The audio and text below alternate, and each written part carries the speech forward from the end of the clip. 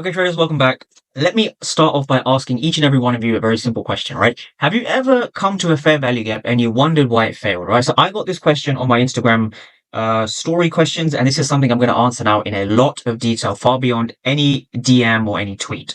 So this comes down to the delta. The delta is the ask minus the bid.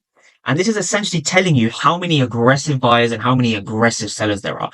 So let me start off by telling you that it's not about buyers and sellers. It's not about how many buyers and sellers there are.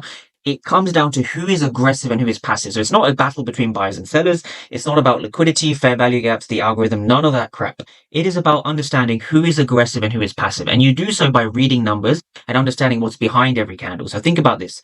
Candles are simply a representation of the auction. The market is an auction. So why wouldn't you understand what's happening inside of the auction?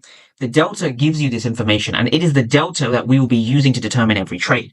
Now, the power of the delta is what you see over here on the charts, right? So the power of the delta is that it tells you at every single price, for every single candle, at every single time, how many aggressive buyers and how many aggressive sellers there are. So what is the benefit of this information, right? So of course, the first thing is that it's very visual to understand because of the color scheme, right? So the color scheme is, of course, blue and red. Red meaning aggressive sellers or more aggressive sellers, and the blue delta means there's more aggressive buyers, right? So what that means from an ask and bid perspective is that when the ask minus the bid is a negative number, this means that the delta will be red.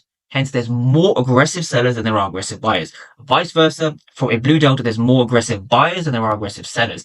And that's what we see over here. We see a lot of aggressive buyers over here, and we see a lot of aggressive sellers down here.